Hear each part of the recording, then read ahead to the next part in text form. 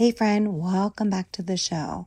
I know for many of you right now, you are starting to feel like you're starting to get super motivated to try and lose the weight once and for all. Maybe you're trying to psych yourself up to get in that place.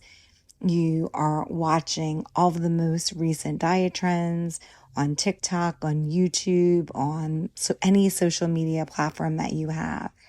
And because you don't have this yet, that feeling, you may be feeling a lot of different emotions, like you're disappointed that you're in this place to begin with.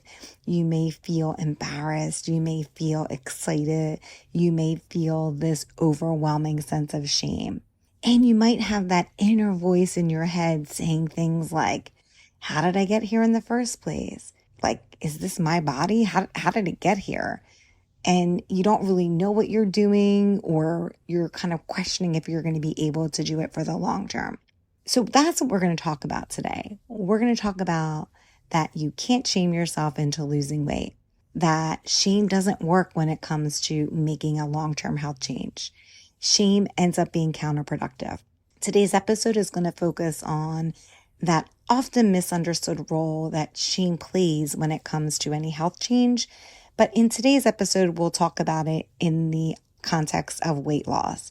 You'll discover why shaming yourself doesn't work, why it sabotages your progress, and what you can do instead of shame so that you can get to a place that you're transitioning more to a foundation of compassion versus a foundation of shame. Hopefully by the end of this episode, you'll feel like you have some tools that you can use to silence the inner critic and start treating yourself with the kindness that you deserve. Welcome to the Whole Health Empowerment Project podcast. This show is for women over 40 who are trying to create balance in their life when it comes to food, body, self-care, and wellness. You struggle to put yourself first, to maintain consistency when something isn't perfect, or maybe you feel like you don't have enough time or willpower to achieve the goals you desire. I'm your host, Trisha Stefankowitz, registered dietitian, nutritionist. I've worked with women like you achieve their goals by focusing on the next best step, no matter how messy, and meeting you where you are right now.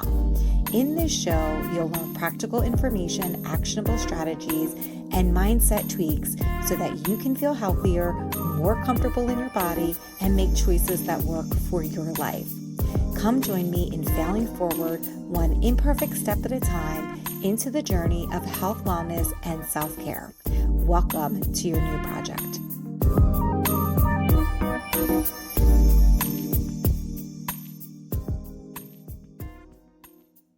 One of the things that I believe all women feel is shame about weight loss, shame about what their bodies look like presently, shame about what their bodies used to look like and how they didn't even realize it.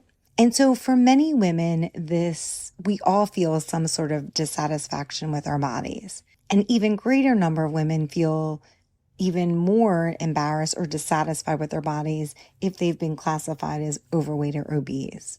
And so we know that everybody has a different trigger of why we feel shame.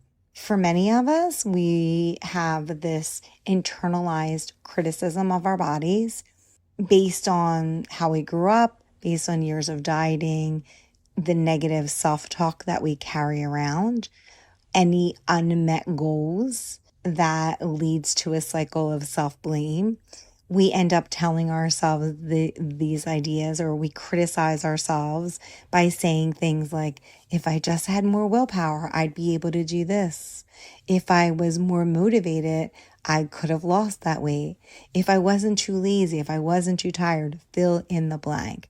And we have this internal criticism that further creates more and more shame. Another thing that causes shame is these societal expectations that we as women, and men are as well, bombarded with constant messages that equate thinness with worthiness. That if you're thin, you're more desirable. If you're thin, you're more attractive. Thinness will make you happier. And then everything tells you the same thing. Movies will tell you that. Magazines are going to tell you that. Social media all amplify these ideals, which most people will never live up to. And then we feel bad that we don't live up to the standard that we were never meant to live up to anyway. That these standards were created not by us, not for us, but that we feel like we have to live up to them. And then when we don't, we feel this sense of shame because we didn't achieve what our bodies maybe would never be able to achieve. Another thing, the third thing that leads to shame, especially as we get older, is that our bodies change as we get older because we as women have hormones. And so we have a lot of life changes that happen. We may have pregnancy, post-pregnancy. We may have IVF. We may have or be in a place that we have perimenopause, or perhaps we're in menopause. And all of these things change our bodies in a way that as a man probably wouldn't. There's going to be a part of that change that's normal for both men and women, such as aging and activity levels. But we as women have other things that are happening to our bodies that are going to change the way that our bodies look. And it's normal to have these body changes and to have weight gains or losses during these times. But I think that we as women feel like that if we've gained extra weight, that instead of it being normal to what was happening at the time, that somehow that is a personal failing that we've done. And then that creates further shame. And then also you may have or felt judgment from others. You may feel judgment about your weight at present, that you feel because of how you look. That judgment can come from yourself. It can come from family, friends. It can even come from healthcare providers. And so it might be further enhanced by unsolicited advice or comments that you get that if you lose weight, all of a sudden you look prettier, or you deserve more attention, or somehow you're worthier. And so all of that reinforces these feelings of inadequacy and reinforces that sense of shame. So we know that we carry this sense of shame with us. So let's talk about how shame works against you. How does shame work against you when you're trying to lose weight and when you're trying to make a health change? How does shame work when it's the foundation of those things? Well, shame can prevent you from getting to where you want to be because it really is this pattern of negative emotions and feelings. And you have these negative emotions and the behaviors that are driven by feelings that you have. So if you have feelings of inadequacy, embarrassment, shame, guilt, all of that, you feel that feeling, and then you start to do the emotions, and then the emotions drive the behaviors that you're doing. And so oftentimes it begins when you start to figure out or experience some kind of failure, or maybe you didn't meet a societal expectation that you thought you should, which can then trigger the thoughts that you're having, which often tend to be self-critical or negative, and leads to a sense of shame. And then the shame, the feeling that you have, leads to behaviors. And those behaviors usually are not behaviors that are going to drive you towards your goals. They're usually behaviors that undermine your goals and that undermine the progress that you're trying to achieve. So instead of moving forward and feeling motivated and feeling like, okay, I can do this, you may instead, when you feel like you have this shame as your foundation, feel like you start to avoid doing the things that you need to do to get to your goal. You may start to self-sabotage. You may overcompensate in some other way that takes you away from your goal. And so you have this idea of a shame cycle that they've studied. And essentially, you have a trigger, something that triggers that feeling that you have. So it could be maybe you told yourself that you were going to work out today, but you're really tired and you just don't get the chance to do it. And that could be your trigger because you failed to do the thing that you said that you would do. Maybe you overate or you didn't meet the weight loss target that you had. So that could be your trigger, right? And then instead of going out and working out, what shame does is it'll allow you to start to have a response. All those negative feelings are going to come in. So instead of coming from a place that you're like, okay, I didn't do it today, I'll try to do it tomorrow and I'll try to modify my schedule. With shame, you're now going to be feeling guilt that you didn't do it, embarrassment that you didn't do it. You may have feelings of loathing that you didn't do it. So all of these like self-critical thoughts start to come into play. And with those self-critical thoughts, for a lot of us, and maybe there's periods of your life that you may have done this, that you don't want to feel those self-critical thoughts. So instead of managing them and driving right into the feelings, you instead start to numb yourself so that you don't feel it. You start to do things that avoid the feelings or to escape the feelings altogether.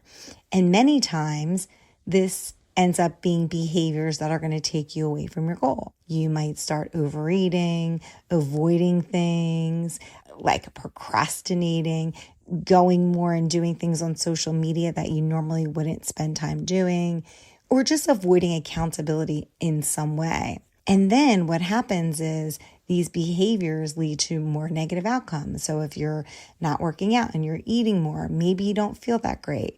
So then you start to have these negative outcomes. And then it starts to reinforce that belief that you're not good enough, that you're not capable of change. Who did you think you were? Because you know what? You can't do it. And then it starts the whole cycle again.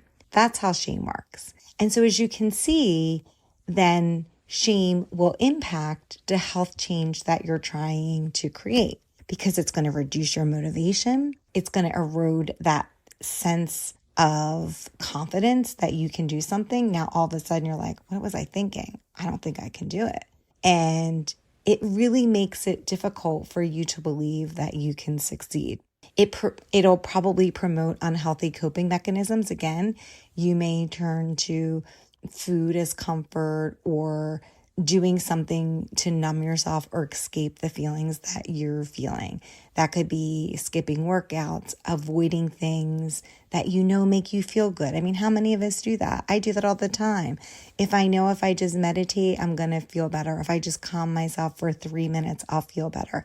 But yet I'll just carry around that negative self-talk because I know how to do it. I know how to manage it, right? I'm sure you've probably have done that too.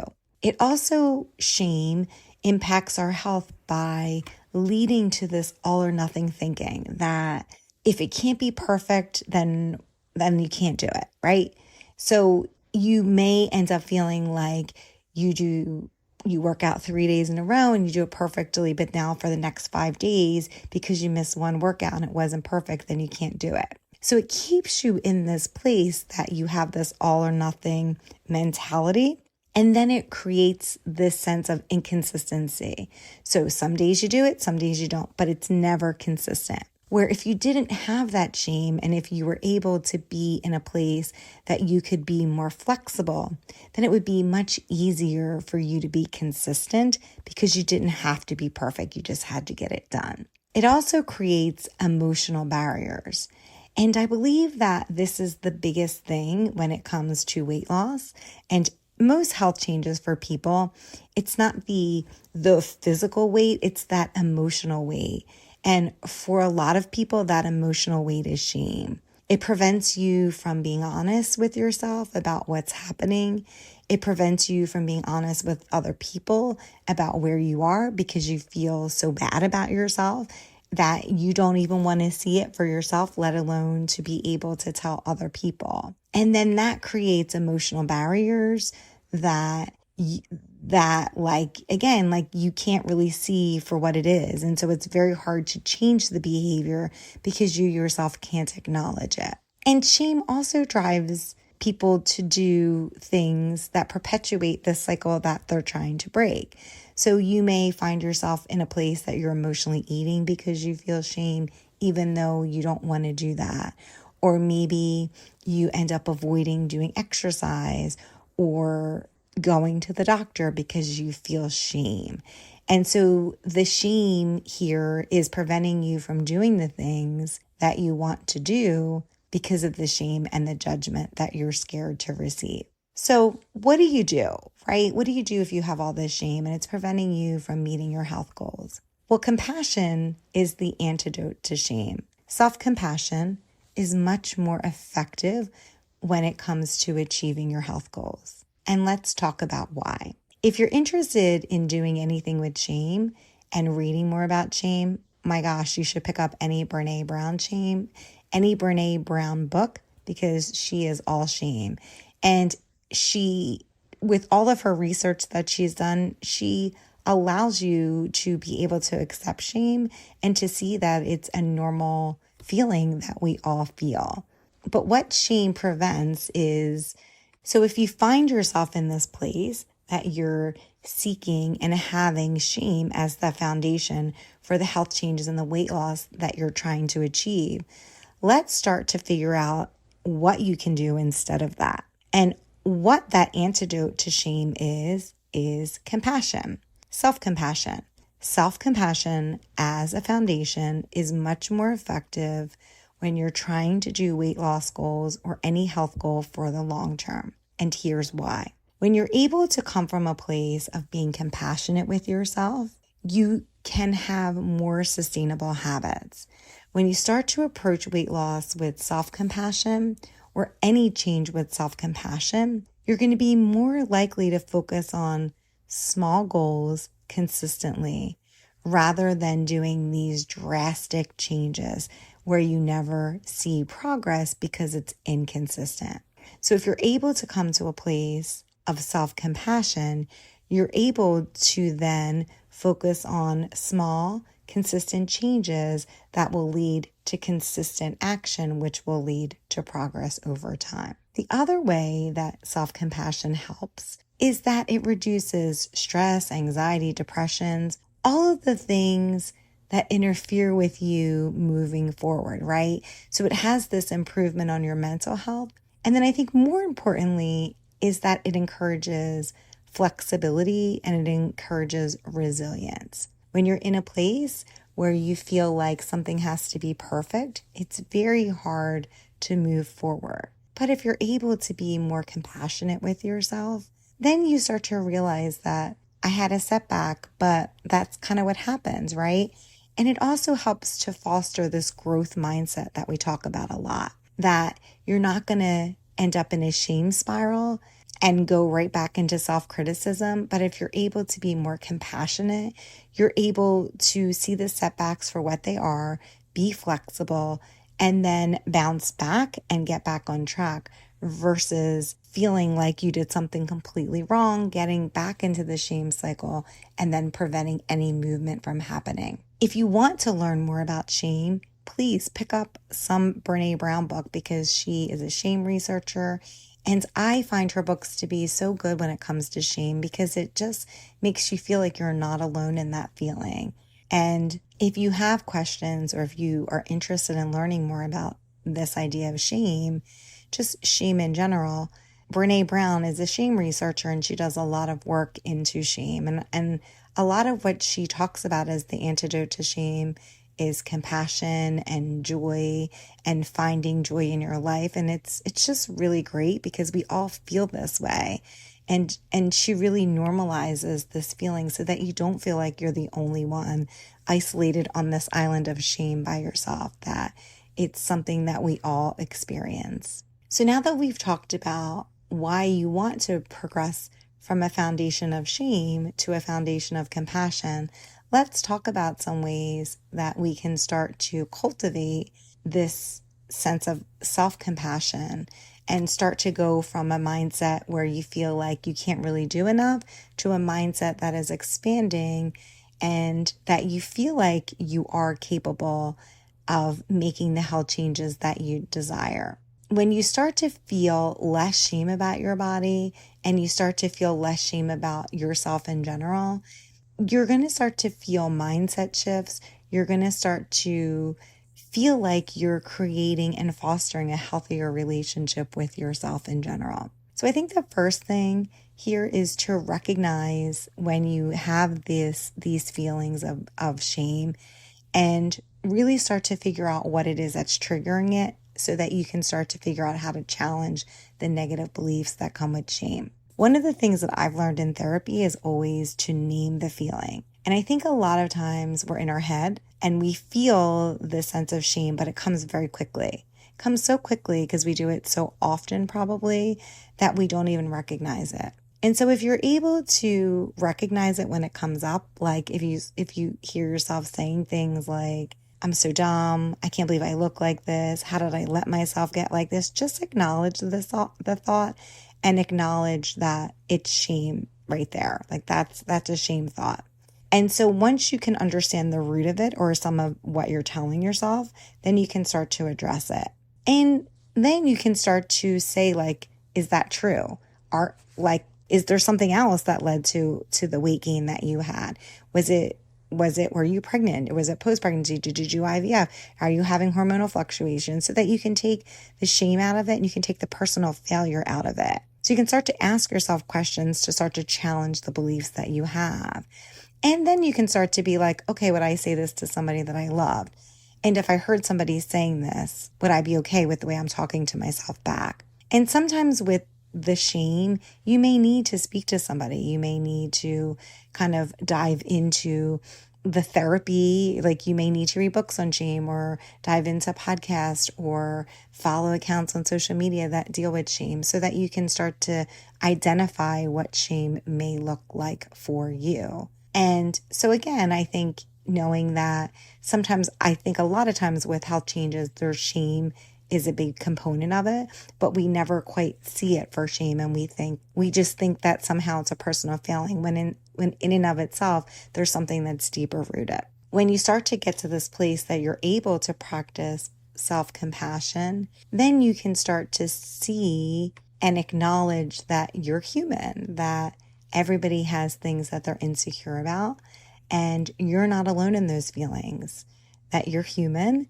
and that imperfections are part of being human. So it's not that you haven't met some ideal standard, that you're just a human being that has things that make you different and unique than other people. And then I think you can start to speak kinder to yourself, and instead of thinking like, I hate how I look, you can kind of start getting to a place where you can replace some of those critical thoughts with ones that may be more affirming, such as that your body is capable and your body deserves care. But again, all of this comes with time. I don't think, at least for myself, compassion is something that I've been working on for years, and self-compassion continues to be a goal that I have. Because I think sometimes as your body changes, as your life changes, as your circumstances change, so too do you have to figure out new ways and strategies of being compassionate with yourself. I think another thing that works here is cultivating a sense of body neutrality. In the past, there was always body positivity, but I believe that for a lot of people, it's very hard to get to a place that you feel great about your body when you are in a place of feeling such dissatisfaction. And so what might work for you is to feel neutral about your body, accepting your body as it is without placing any judgment on it. That you, instead of focusing on your appearance, you're focusing on thoughts of how your body supports you daily. What are some things that you're grateful for? What does your body do that maybe other people don't allow it to do? So maybe, your legs allow you to move and to walk and to do the things that you need to do to get to your goal. So you can get to a place that you're a little bit more neutral, and then hopefully over time, you're able to facilitate a little bit more self-compassion and hopefully love when it comes to your body. I think in some of this too is when you're trying to facilitate a sense of self-compassion, really unfollowing accounts that make you feel bad about yourself, unfollow or start kind of getting away from the things that are going to make you feel bad that you don't fit the standard. And so what that means for you is shifting to immerse yourself into books and podcasts and things that are going to make you feel more body positive or more body neutral, so that you can get to a place that you start to feel that you're having self-acceptance, or the very minimum that you're able to acknowledge that your body is unique to you and that no single body type defines worth or beauty, and that thinness is not the thing that's the worthiest of all. And then lastly, I think the last two things are to really start to do things that fill you with joy and engage in activities where you're moving your body and that you can deal with the physicality of your body and the emotional part of your body. So dancing and walking and yoga. Start to focus on things that you like to do that can help you achieve weight loss, that gives you, like, that inspires you instead of, I think sometimes with shame, how that presents itself in weight loss is that we eat things that we hate, we deprive ourselves, and then we do all the things that we hate doing. So if we hate running, we do running. But if you're able to come from a place of self-compassion, you can still eat the things that you like to eat. Maybe you just have to change it a little bit, but you don't have to avoid it. You start to focus on the things that you like to do. Maybe you like to walk. Maybe that's a way that you can get to the weight loss goal that you do. So rather doing the things that you hate to get to your goal, that's never going to last for the long term, start thinking about things that maybe you would like to do a little bit more of, that can get you further to the goal that you want to achieve, that start to make you feel comfortable and confident in who you are. And then lastly, being patient with yourself, that knowing that we all have shame and we all seek to feel some kind of compassion for ourselves.